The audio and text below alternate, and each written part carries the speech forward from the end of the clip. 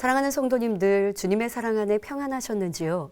지난 시간엔 예수님의 생각과 마음은 어떠하셨는지 살펴보았습니다. 언제 어디서나 무엇을 하시든 진리와 선, 사랑의 생각과 마음만 있으셨던 예수님. 그 아름다우신 주님의 모습이 나의 삶의 기준이 되어 살아가리라 다짐하셨습니까?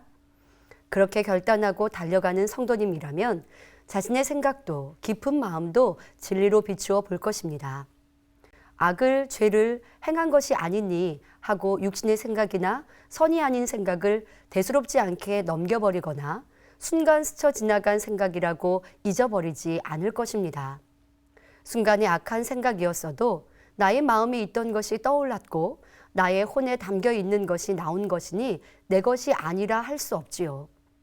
이렇게 세세히 자신을 살피고 돌아볼 때 조금의 악의 모양도 모두 벗어버려 하나님 닮은 참 자녀가 될 수 있는 것입니다.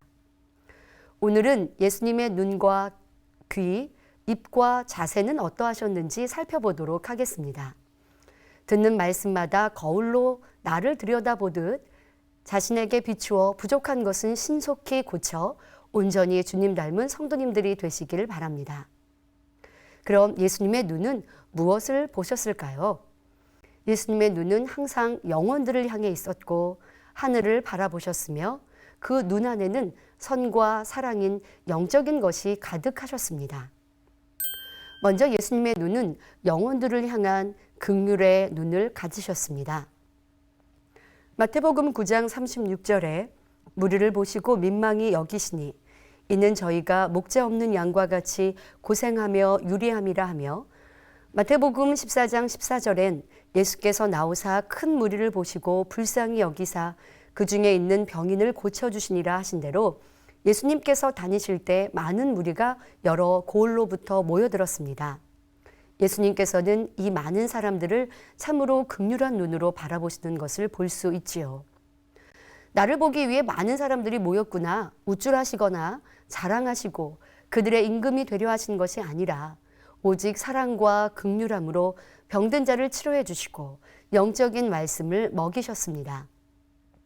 뿐만 아니라 떡 5개와 물고기 2마리로 하늘을 우러러 축사하시고 여자와 어린이 외에도 5,000명이나 되는 많은 사람들의 굶주림까지도 해결해 주셨습니다. 또 마가복음 8장 1절부터 3절에 그 즈음에 또 큰 무리가 있어 먹을 것이 없는지라 예수께서 제자들을 불러 이르시되 내가 무리를 불쌍히 여기노라 저희가 나와 함께 있은지 이미 사흘임에 먹을 것이 없도다. 만일 내가 저희를 굶겨 집으로 보내면 길에서 기진하리라. 그 중에는 멀리서 온 사람도 있느니라 하시며 생선 2마리와 떡 7개로 여자와 아이 외에 4,000명이나 먹이셨습니다. 하나님의 아들이시오 너무나 큰 권능을 가지시고 행하시는 예수님께서 인생에 먹을 것까지 세세한 것까지 신경 쓰시는 사랑의 마음과 섬김의 모습이시지요. 보통 부와 명예, 권세가 있고 인정받는 사람들은 나보다 못하고 없는 사람을 무시하거나 하대하며 그들의 아픔을 느끼지 못합니다. 또 그 눈은 더 잘나고 멋진 것만을 보고 취하려는 마음으로 가득하기 마련입니다. 그러나 사랑의 주님의 눈은 병들고 가난하고 헐벗은 영혼들을 바라보셨고 그 마음에 그들의 영혼을 담으셨습니다. 여러분의 눈은 어떠하신가요? 인정할 만한 사람들, 가진 사람들에게는 존경의 눈으로 바라보면서 가난하고 보잘것없는 사람에겐 무시하고 업신여기는 눈으로 바라보지는 않았는지요. 어떤 사람은 판단하거나 째려보는 눈과 같이 미움과 악이 가득한 눈으로 보는 사람도 있을 수 있습니다. 그러나 우리 성도님들의 눈은 주님의 눈과 같이 긍휼히 여기며 사랑으로 대하는 따뜻한 눈이 되시길 바랍니다. 또한 예수님은 하늘을 바라보셨습니다. 바로 하나님을 의지하며 믿어드린 믿음의 눈을 가지셨지요. 죽은 나사로를 살리시기 위해 기도하실 때에도 눈을 들어 하늘을 우러러 보시고 기도하는 장면이 나옵니다. 이 외에도 마태복음 14장 19절에 무리를 명하여 잔디 위에 앉히시고 떡 5개와 물고기 2마리를 가지사 하늘을 우러러 축사하시고 라고 기록되어 있으며 마가복음 7장 34절에 하늘을 우러러 탄식하시며 그에게 이르시되 에바다 하시니 이는 열리라는 뜻이라 하신 대로 귀먹고 어눌한 자를 치료하실 때도 하늘을 향해 기도하시지요. 요한복음 17장 1절에 예수께서 이 말씀을 하시고 눈을 들어 하늘을 우러러 가라사대 아버지여 때가 이르렀사오니 아들을 영화롭게 하사 아들로 아버지를 영화롭게 하게 하옵소서 하신 장면 등 예수님께서 하늘을 우러러 보시고 기도하는 장면들이 많이 기록되어 있습니다. 늘 하늘에 계신 아버지를 바라보셨고 예수님이 행하신 기사와 표적이 아버지 하나님께로부터 나왔다는 것을 나타내셨지요. 그래서 예수님은 제자들이나 사람들에게 하늘에 계신 아버지와 하늘에 대해 많이 말씀해 주셨습니다. 이는 예수님께서는 이 땅의 삶만 바라보신 것이 아니고 눈에 보이지 않는 천국의 삶을 보는 영적인 눈을 가지고 계셨기 때문입니다.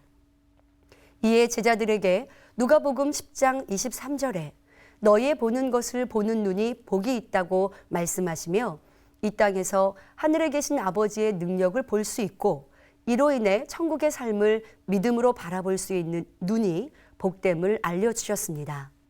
여러분의 눈은 믿음의 눈인가요? 현실을 보는 눈인가요? 현재의 어려움과 연단을 보며 힘들어하고 원망하지는 않으시는지요? 나와 함께 하시는 하나님을 바라보기에 믿음으로 생각하고 기도하는 믿음의 눈을 가졌는지 자신을 되돌아보시기 바랍니다.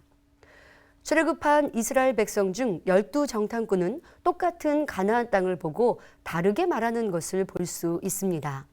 여호수아와 갈렙은 저들은 우리의 밥이라 고백하지만 10정탐꾼은 믿음으로 바라보지 않았기에 불평과 원망이 나왔고 결국 가나안 땅을 밟지 못한 것을 알 수 있습니다. 우리 성도님들도 예수님의 눈처럼 믿음으로 하나님을 의지하며 인정해 드림으로 그 길이 형통한 복을 받아 누리시기를 바랍니다. 또한 예수님의 눈은 상대를 믿음의 눈으로 바라봐 주시는 영적인 눈이셨습니다. 치료받고자 하는 사람들의 마음속에 있는 믿음을 보시고 치료해 주셨고 제자들이 믿음이 적을 때도 앞으로 변화될 모습을 바라보셨습니다. 세리 삭개오가 돌이킬 것을 먼저 보시고 그의 집에 들어가 구원을 베푸셨으며 부자들 가운데 연복궤에 아주 적은 돈, 두렙돈을 얻는 가난한 과부의 정성, 그 중심을 보시고 그를 칭찬하셨지요.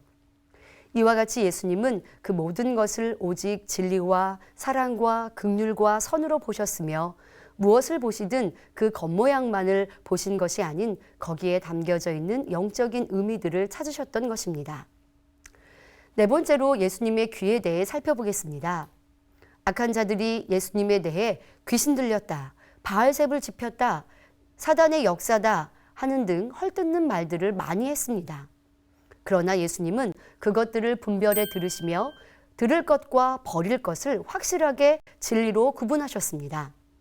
그래서 듣는 대로 마음이 상하고 낙심하며 힘들어하신 것이 아니었고 사랑장의 말씀 사랑은 악한 것을 생각지 아니한다 하심같이 악한 말은 마음에 담아두지 않으셨습니다. 진리로 들으시니 판단, 정죄의 말에 대해 악으로 대항하는 것이 아니라 선으로 수용하셨던 것입니다. 이렇게 선으로만 들으시니 억울하게 당하셨을까요? 선은 항상 악을 이기는 것이니 결과는 오히려 원수마귀가 7길로 물러가고 합력하여 선을 이루며 악한 사람도 돌이킬 수 있도록 깨우침을 주신 것을 볼 수 있습니다. 세리 마태의 집에서 많은 세리와 죄인들과 자리를 함께하면서 음식을 잡수실 때 바리새인들은 어찌하여 너희 선생은 세리와 죄인들과 함께 잡수시느냐 하고 악한 마음으로 물었습니다. 그러나 예수님은 악으로 대항하신 것이 아니라 건강한 자에게는 의원이 쓸데없고 병든 자에게라야 쓸데있느니라. 내가 의인을 부르러 온 것이 아니요 죄인을 부르러 왔노라 하시며 진리로 그들을 깨우쳐 주셨습니다. 또 예수님을 송사하기 위해 안식일에 한편 손 마른 자를 데리고 왔을 때에도 어떻게 깨우침을 주셨습니까? 너희 중에 어느 사람이 양 한 마리가 있어 안식일에 구덩이에 빠졌으면 붙잡아내지 않겠느냐? 사람이 양보다 얼마나 더 귀하냐? 그러므로 안식일에 선을 행하는 것이 옳으니라 하시고는 그 손을 회복해 주셨지요. 이와 같이 아무리 올무를 잡으려고 시비를 걸어와도 예수님의 귀는 진리로만 들으시니 상대에게 오히려 진리로 깨우쳐 주신 것을 볼 수 있습니다. 그럼 여러분의 귀는 어떠하신가요? 직접 듣거나 알아보지 않고 누군가가 전해준 안 좋은 말에 대해 그대로 믿어 판단하며 같이 수근수근하지는 않았나요? 칭찬 듣는 것은 기뻐하나 지적을 받거나 권면받기는 싫어하는 귀는 아니었나요? 누군가가 나에 대해 헐뜯고 비방하는 말을 하면 그 말을 듣고 서운하고 속상해하지는 않았나요? 사실이 아니니 가서 따지고 반론해야겠다라고 생각하시진 않았나요? 그러나 애매히 욕을 먹거나 비방을 당한다 할지라도 그 마음에 선이 가득하면 악한 말도 선하게 바꾸어 듣습니다. 무슨 오해가 있었나? 혹여 내가 상대에게 잘못한 것이 있나? 돌아보게 되지요. 예수님은 악한 말에 대해 들으려고 하지도 않으셨고 변론하지도 않으셨으며 오직 선만 행하셨습니다.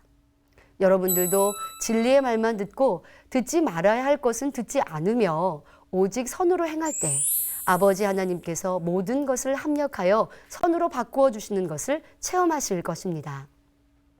또한 예수님께서는 40일 금식을 마치신 후 3번의 시험을 받으실 때에 어떠하셨나요?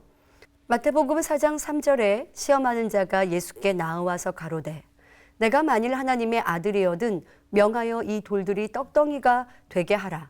8절부터 9절에 마귀가 또 그를 데리고 지극히 높은 산으로 가서 천하 만국과 그 영광을 보여 가로되 만일 내게 엎드려 경배하면 이 모든 것을 내게 주리라 하지요. 귀에 듣기에는 내게 유익이 되는 말과 같이 들릴 수 있는 유혹의 말이었습니다. 그러나 예수님께서는 들은 대로 유혹되신 것이 아니라 오직 하나님의 진리의 말씀으로 멋지게 승리하셨습니다. 4절에 예수께서 대답하여 가라사대 기록되었으되 사람이 떡으로만 살 것이 아니요 하나님의 입으로 나오는 모든 말씀으로 살 것이라.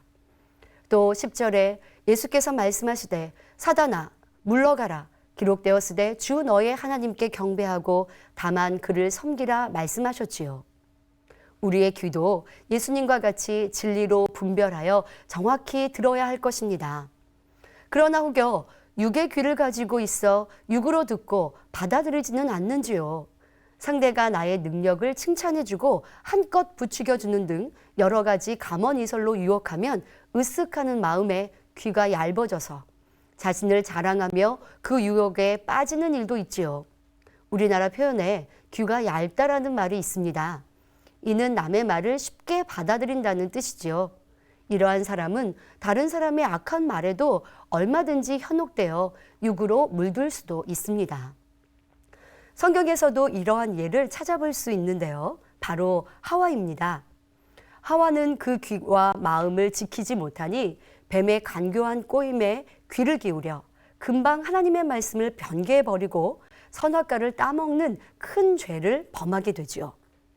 이와 같이 세상의 달콤한 말에 쉽게 마음을 빼앗기는 어리석은 사람이 되어서는 안 될 것입니다. 우리의 소망이시요 우리가 닮아야 할 분 예수님은 어떠한 말이든 진리로 바꾸어 들을 수 있는 귀가 있으셨습니다. 그렇기에 그 입의 답변 역시 악이 없었고 오직 진리와 선의 말씀으로 상대를 깨우쳐 주셨지요.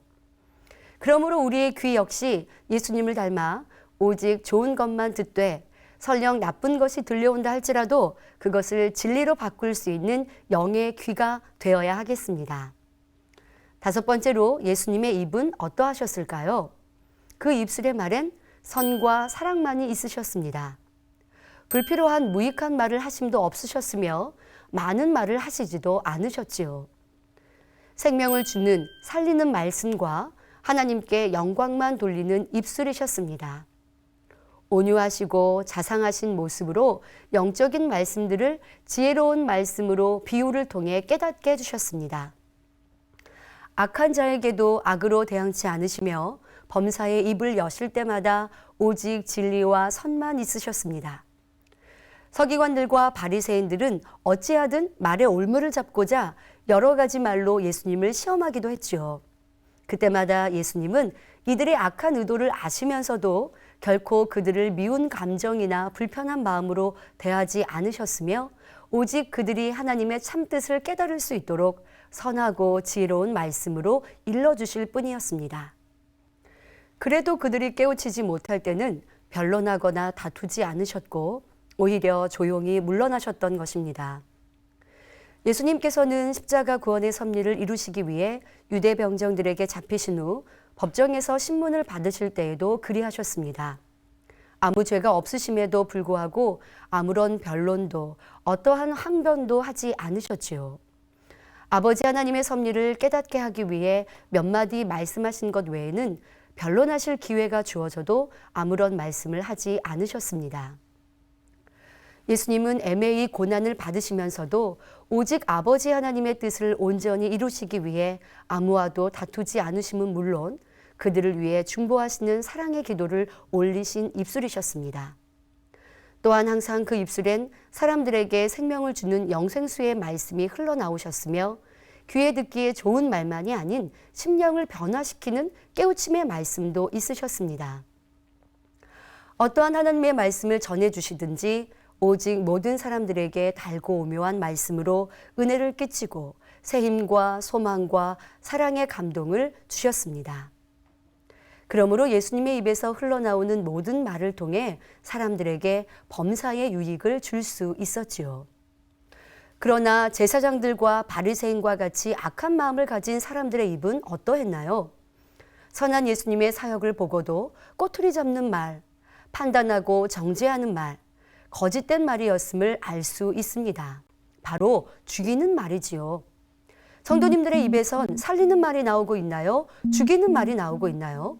수근수근하는 입, 짜증하고 불평하는 입, 말을 지어내거나 거친 말로 상대를 힘들고 아프게 하는 입은 아닌가요? 아니면 주님의 아름다우신 입을 닮아 칭찬하고 긍정적인 입, 찬양하고 기도하며 하나님께 영광 돌리는 입, 전도하고 믿음을 심어주는 생명을 전하는 복된 입이 되고 계신가요? 말이 많아 실수가 잦고 농담이나 불필요한 말을 내어 후회하는 모습은 없으신가요? 야고보서 3장 8절부터 12절에 혀는 능히 길들일 사람이 없나니 쉬지 아니하는 악이요 죽이는 독이 가득한 것이라. 이것으로 우리가 주 아버지를 찬송하고 또 이것으로 하나님의 형상대로 지음을 받은 사람을 저주하나니 한 입으로 찬송과 저주가 나는도다. 내 형제들아 이것이 마땅치 아니하니라. 샘이 한 구멍으로 어찌 단물과 쓴물을 내겠느뇨. 내 형제들아 어찌 무화과 나무가 감람 열매를 포도나무가 무화과를 맺겠느뇨. 이와 같이 짠물이 단물을 내지 못하느니라 하신 말씀을 기억하여 항상 단물만 내는 입술이 되어야 할 것입니다. 그러할 때 우리 입으로 기도하는 모든 소원이 신속히 응답받는 복된 성도님들이 될 것입니다. 마지막으로 예수님의 자세는 어떠하셨습니까? 마태복음 12장 19절부터 21절에서 예수님의 자세를 살펴볼 수 있습니다. 상한 갈대를 꺾지 않으셨고 꺼져가는 심지를 끄지 아니하셨지요. 또한 예수님은 다투지도 들레지도 아니하셨으며 아무도 길에서 그 소리를 듣지 못하였다 말씀하십니다. 이는 예수님의 걸음걸이나 몸가짐, 언어 습관에서도 얼마나 흠이 없고 온전하셨는지를 나타냅니다. 달리 표현하면 참으로 교양이 있으셨다는 것이지요. 또한 예수님은 하나님의 아들로서 많은 능력을 가지고 있었지만 어린 소자라 할지라도 그 어떤 사람도 업신여기거나 함부로 대하는 자세를 가지지 않으셨습니다. 마태복음 18장 10절에 삼가 이 소자 중에 하나도 업신여기지 말라. 너희에게 말하노니 저희 천사들이 하늘에서 하늘에 계신 내 아버지의 얼굴을 항상 배옵느니라 말씀하셨고 친히 행함으로 나타내 보이셨습니다.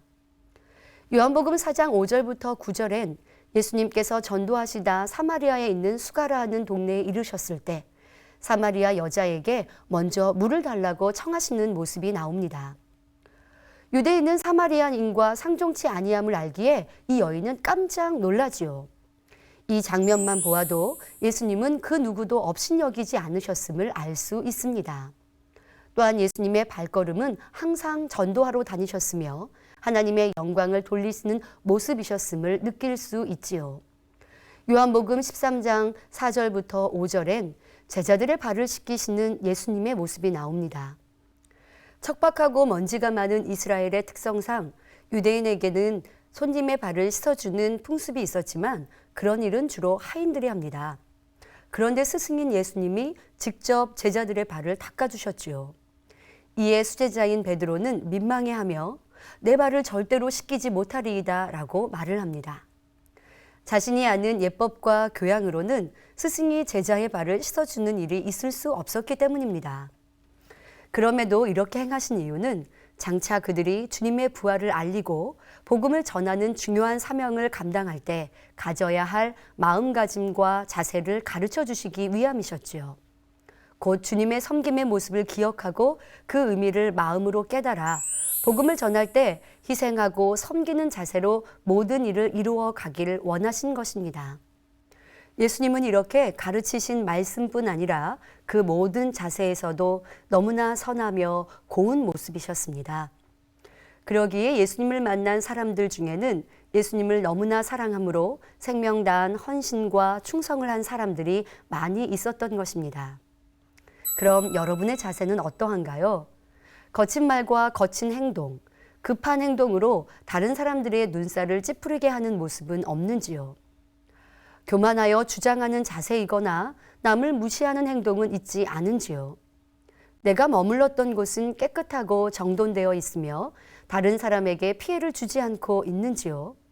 또한 여러분의 모습이 사치스럽거나 지저분하지 않고 단정하고 깔끔하여 겉모습만 보아도 모나지 않은 주님의 향을 내고 있는지요? 주님을 닮는 것은 이렇게 작은 것 하나의 행함부터 시작됩니다. 하나하나 고쳐가고 주님의 모습으로 닮아갈 때 세상 사람들에게도 인정받고 칭송받는 성도들이 될 수 있는 것이지요. 지난 시간부터 예수님을 비유로 사람이 다스려야 할 몸의 행실 6가지를 연결하여 설명해 드렸습니다. 다음 시간부터는 이 6가지를 나누어 자세히 살펴보도록 하겠습니다. 지금까지 살펴본 예수님의 몸의 행실은 모나거나 잘못된 것이 하나도 없으셨습니다. 오직 우리가 본받고 따라가야 할 본이 되어주셨지요. 바로 지극한 선과 겸손함, 그리고 영적인 사랑으로 가득한 내면으로부터 나와진 행실임을 알 수가 있었습니다. 이러한 예수님의 사랑과 행하심은 사람의 심령도 변화시키는 놀라운 능력이 있으셨습니다. 십자가의 처형을 위해 잡혀가셨을 때 제자들은 예수님을 떠나 도망쳤고 큰 공포감에 수제자 베드로 또한 예수님을 모른다 부인합니다. 그렇게 3번째 부인하는 말을 했을 때 누가복음 23장 61절에 주께서 돌이켜 베드로를 보셨다 기록되어 있습니다. 그때 예수님의 마음과 생각, 눈빛은 어떠하셨을까요? 베드로가 수제자였음에도 나를 버리고 도망가 버렸으니 주를 모른다 부인하니 원망스럽고 미운 마음과 싫어하는 눈빛이었을까요? 결코 그렇지 않으셨습니다. 긍휼과 사랑의 눈빛으로 바라보시며 이미 베드로의 부인할 것을 알고 계셨기에 스스로 얼마나 고통을 받을까 베드로를 걱정하시며 용서와 다시 일어날 힘과 용기를 주시는 눈빛이셨습니다. 그 주님의 사랑으로 베드로는 그 자리에서 통곡하며 회개하였고 이후 주를 위해 생명도 아낌없이 드린 제자가 되었습니다.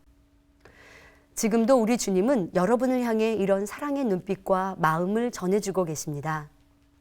그 사랑을 중심에서 깨닫고 감사해야 하신다면 이제 우리도 주님의 삶을 닮아가는 참 자녀가 되어야 할 것입니다. 먼저는 주님 닮은 선한 마음, 영의 마음을 이루기 위해 노력하여야 하지요.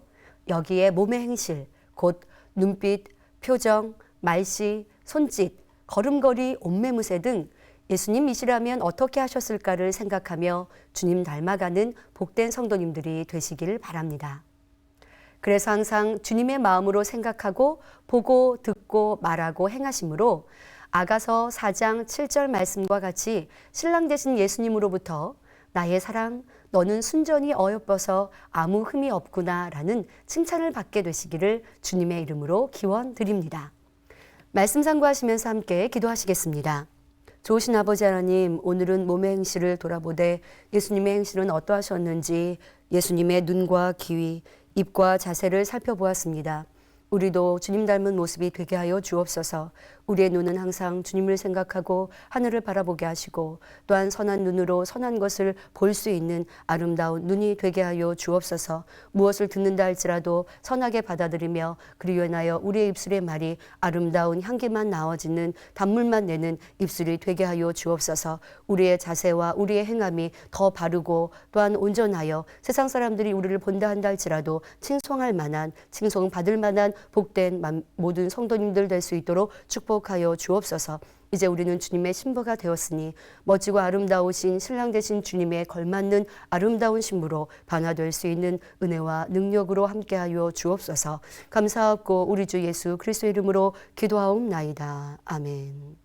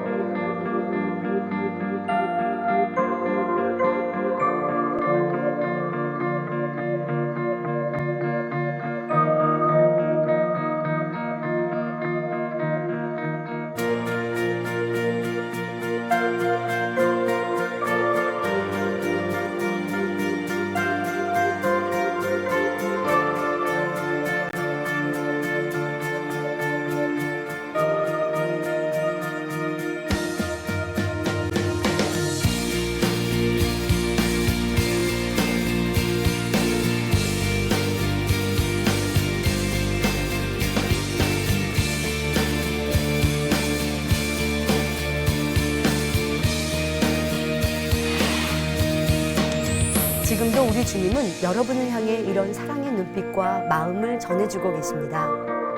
그래서 항상 주님의 마음으로 생각하고 보고 듣고 말하고 행하심으로 아가서 4장 7절 말씀과 같이 신랑 되신 예수님으로부터 나의 사랑 너는 순전히 어여뻐서 아무 흠이 없구나 라는 칭찬을 받게 되시기를 주님의 이름으로 기원드립니다.